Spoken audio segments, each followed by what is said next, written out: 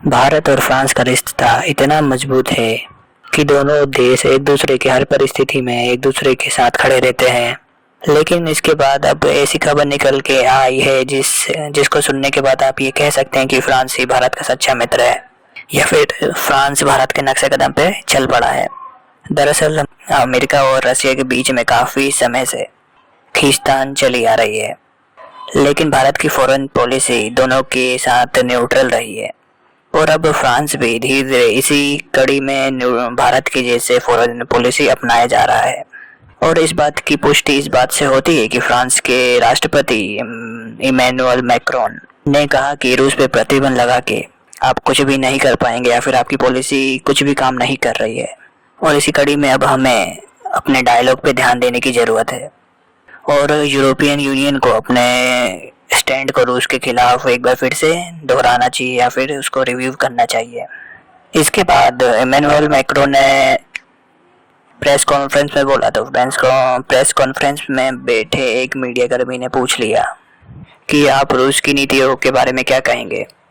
तो मैक्रोन ने जवाब दिया कि आप बताइए कि आप क्या चाहते हैं, क्या हम सीधे रूस से भिड़ जाएं या फिर हम रूस के साथ सारे नाते तोड़ दें या फिर एक के बाद एक प्रतिबंध लगाते जाएं जो कि अभी कर रहे हैं, लेकिन वो भी कब तक। इसके बाद फ्रांसीसी राष्ट्रपति ने जो कहा वो और भी चौंका देने वाला था। उन्होंने कहा कि मैं रूस के राष्ट्रपति व्लादिमीर पुतिन से लगातार कांटेक्ट में हूँ और हम कई सारे विषयों को सही करने पे काम भी कर रहे हैं। वैसे देखा जाए तो फ्रांस का वो नाटो देशों को पूरी तरह इग्नोर करके उसके साथ जाके अपने संबंधों को बेहतर बनाना ये साफ दिखाता है कि वो भी अब भारत के नक्शे कदम पे अब चलेगा। और फ्रांस भारत के न्यूट्रल रहने वाली पॉलिसी है वो आज के दौर में बिल्कुल सफल और कारगर है, ये भी साबित कर रहा है। और फ्रांस का रूस के साथ जाना पाकिस्तान और चाइना की पॉलिसी को गलत बताता है, जिसमें एक खेमा दूसरे खेमे में जाके अपने सारे दूसरे खेमे में जाने के अवसर गंवा देता है। जैसे कि पाकिस्तान ने चीन की ओर जाके अपने बाकी पूरे ऑप्शन गंवा दिए। इसी के साथ अभी इजराइल के मुद्दे पे पाकिस्तान ने जो किया उससे भी दर्शाता है कि वो उसने अपने सारे दूसरे अवसर गंवा दिए हैं।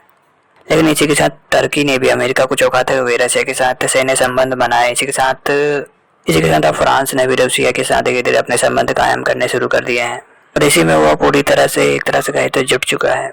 शायद यही वजह है कि फ्रांस ने इस साल नाटो में जो फंड जाता है उसके लिए अपना चंदा देने से मना कर दिया है।